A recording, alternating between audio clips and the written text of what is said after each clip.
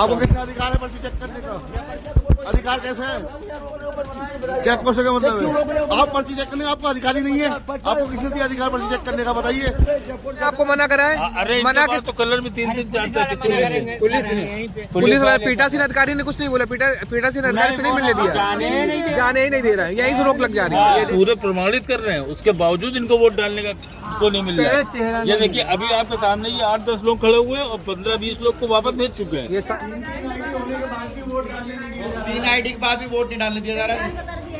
ये देखो पहचान पत्र भी है, आईडी भी है और पर्ची भी है। ये लीजिए आईडी। भारतीय जनता पार्टी गठबंधन ने इस पूरे चुनाव में 52% से अधिक वोट प्राप्त किए और इसीलिए हम कह रहे हैं कि बटेंगे तो कटेंगे, एक रहेंगे तो सेफ रहेंगे।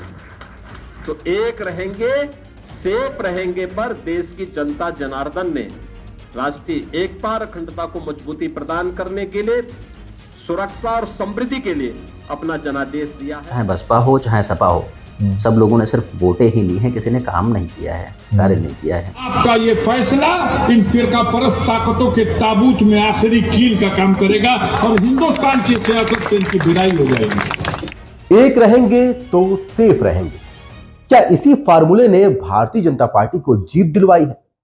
नमस्कार, मैं अभिनेंद्र। उत्तर प्रदेश विधानसभा के उपचुनाव में भारतीय जनता पार्टी ने बेहतर प्रदर्शन किया है। यहां पर 9 सीटों में से 7 सीटें भारतीय जनता पार्टी जीत चुकी है।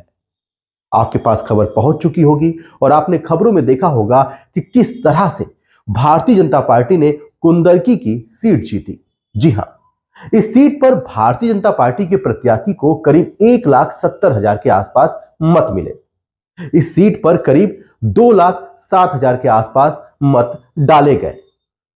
बताया जा रहा है कि इस सीट पर 60 से 65% मतदाता मुस्लिम है। तो जाहिर सी बात है कि कहीं ना कहीं मुस्लिम मतदाताओं ने भारतीय जनता पार्टी के प्रत्याशी को अपना मत दिया और यही कारण है कि भारतीय जनता पार्टी ने कुंदरकी सीट पर ऐतिहासिक जीत हासिल की है। यह बात भारतीय जनता पार्टी के नेताओं ने भी कही। जिस तरह से बटोगे तो कटोगे का बयान आया, जुड़ेंगे तो जीतेंगे का पलटवार आया, तो क्या लगता है ये बयानबाजियां जो है भारतीय जनता पार्टी की तरफ से जो हुई वो काम कर गई? भारतीय जनता पार्टी माननीय मोदी जी की गरीब कल्याण योजनाओं को लेकर जन जन में गई और जनता का भरोसा बीजेपी के प्रति लगातार बढ़ा है और जनता ने भारतीय जनता पार्टी गठबंधन को जिताने का काम किया है। अखिलेश यादव ने कहा था कि तस्वीर बदल जाएगी। ये समाजवादी पार्टी ने झूठ बोल करके जो लोकसभा के चुनाव में वोट हासिल किए थे पूरी तरह से एक्सपोज हो चुके हैं, जनता ने नकार दिया है। इस रिपोर्ट की शुरुआत में आपने कुछ वीडियो देखे होंगे, कुछ क्लिप देखे होंगे। बताया जा रहा है कि ये क्लिप उत्तर प्रदेश से ही आए हैं। जी हां, यह भी कहा जा रहा है कि ये क्लिप उत्तर प्रदेश के विधानसभा के उपचुनाव के दौरान मतदान के दिन के हैं, जब मतदाता अपने मत का प्रयोग करने जा रहे थे। खैर, मतदान के दिन कई तरह के आरोप लगे। आरोप मतदाताओं ने भी लगाया, आरोप समाजवादी पार्टी ने भी लगाया और आरोप भारतीय जनता पार्टी ने भी लगाया। उत्तर प्रदेश के उपचुनाव में यानी विधानसभा के उपचुनाव में सीधा मुकाबला समाजवादी पार्टी और भारतीय जनता पार्टी के बीच में था। उधर महाराष्ट्र में भी भारतीय जनता पार्टी ने बेहतर प्रदर्शन किया है। महाराष्ट्र में भारतीय जनता पार्टी और गठबंधन मिलकर सरकार बना रही है।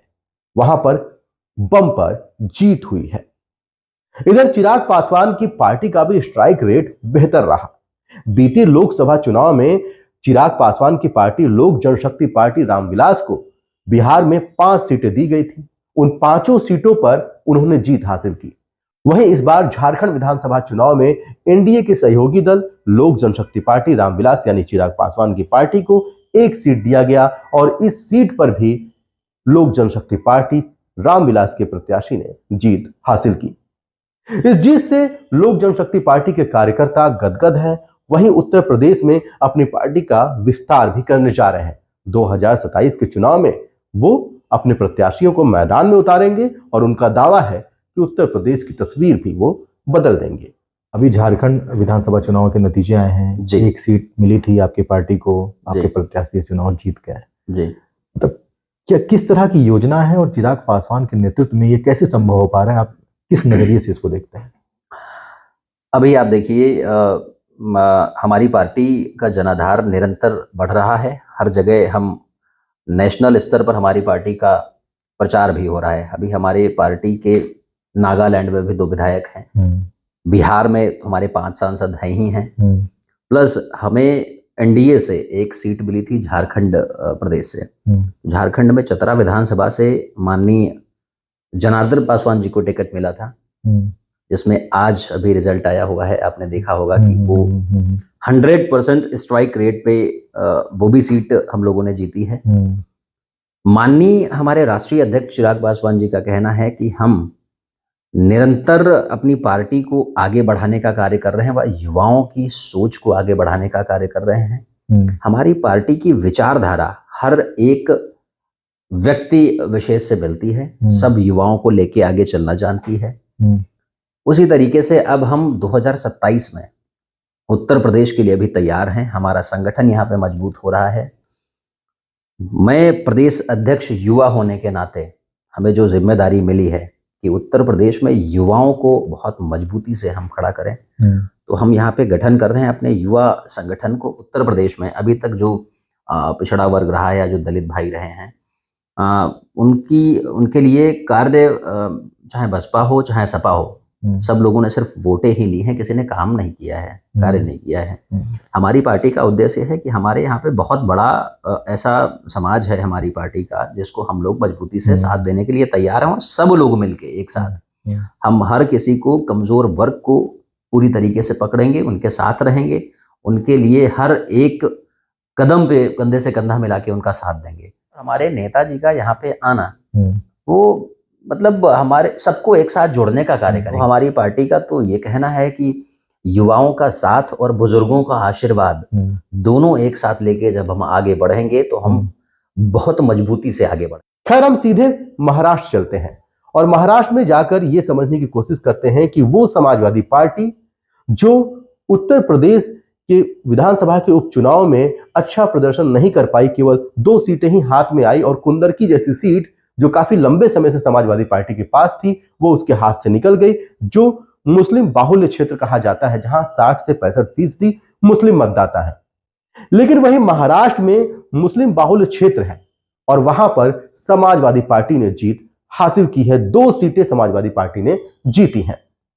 महाराष्ट्र के मानखुर्द शिवाजी नगर से समाजवादी पार्टी के प्रत्याशी अबू असीम आजमी ने 4थी बार जीत हासिल की है।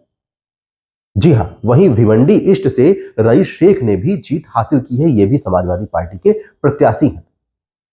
सबसे बड़ी बात उत्तर प्रदेश से इस सीट को जोड़ना इसलिए भी है, कहा जा रहा है कि उत्तर प्रदेश में मुस्लिम बाहुल्य क्षेत्र को समाजवादी पार्टी हार जाती है, वहां पर भारतीय जनता पार्टी इतिहास रचती है। ये बातें भारतीय जनता पार्टी के नेताओं ने भी कही हैं।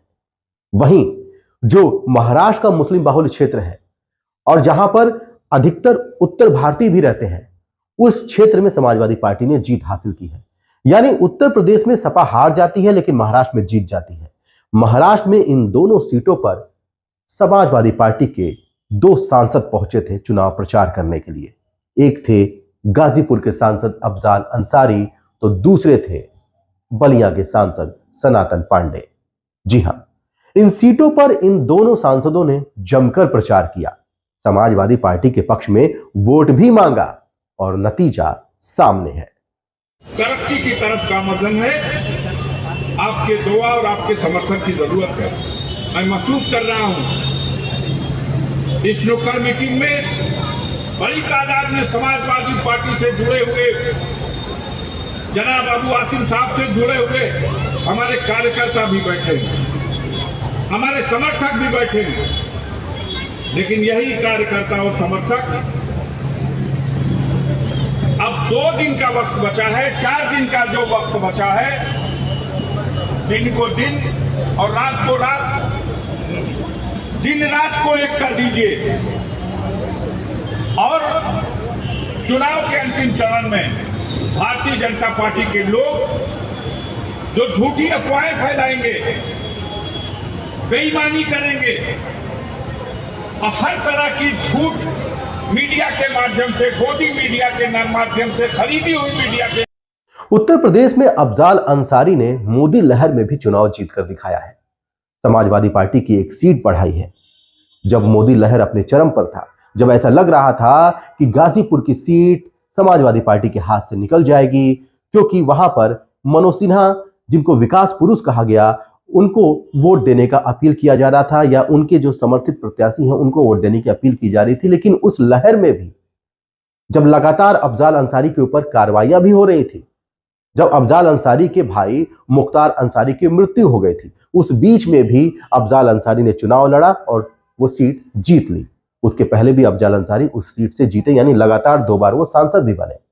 अब यही अफजाल अंसारी जब महाराष्ट्र पहुंचते हैं और शिवाजी नगर और भिवंडी ईस्ट में प्रचार करते हैं, तो ये दोनों सीटें समाजवादी पार्टी जीत जाती है।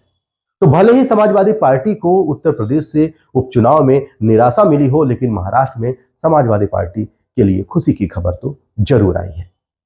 देखिए, उत्तर प्रदेश का जहां तक सवाल है, वो बहुत पहले से ऐसा आभास हो रहा था। जिस तरह से चुनाव को और चुनाव आयोग की मिली भगत से यहाँ के प्रशासन और सरकार के लोगों ने पुलिस फोर्स के सहारे बहुत से दृश्य दिखाए गए जो आज तक ऐसे कभी नहीं देखा गया कि पिस्तौल निकाल के दरोगा मतदाताओं को दौड़ाता फिरे, और ऐसा हुआ।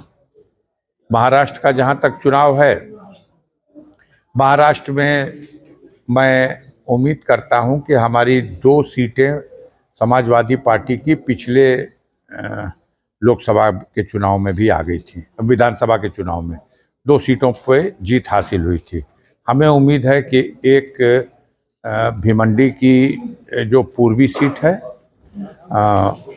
वो, और एक गोवंडी की सीट जो है, जहां हमारे प्रदेश अध्यक्ष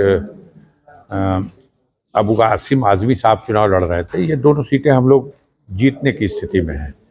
बाकी महाराष्ट्र की जनता ने जो फैसला दिया है, अब हम उठेंगे मीटिंग से तो देखेंगे, अध्ययन करेंगे उसको। सर, आपने कहा है कि ये का जो नारा अखिलेश का था वो फर्जी है। फर्जी? वो झारखंड की तरफ जाके पूछे क्या हुआ, वो नारा झारखंड में क्या हुआ, वो नारा झारखंड में क्या हुआ। अगर पीडीए का नारा झूठा है तो ठीक है, उनका नारा सच्चा है, हम मान लेते हैं। अगर दरोगा पुलिस चुनाव लड़ेगी और मतदाताओं को मत नहीं डालने देगी, और यही नारा अगर किसी को अच्छा लगता है, यह व्यवहार या कृत्य अच्छा लगता है, तो यह लोकतंत्र के लिए बहुत ही शर्म की बात है। उत्तर प्रदेश में जो दृश्य दिखाई दिया है, हम इसके लिए तैयार नहीं थे, अब इसकी भी तैयारी करेंगे, और जब इसके लिए तैयार रहेंगे तो जनता यहां नहीं स्वीकार कर रही इन लोगों को। ये जनता स्वीकार करती तो पिस्तौल निकाल करके जनता को मतदान करने से नहीं रोकते।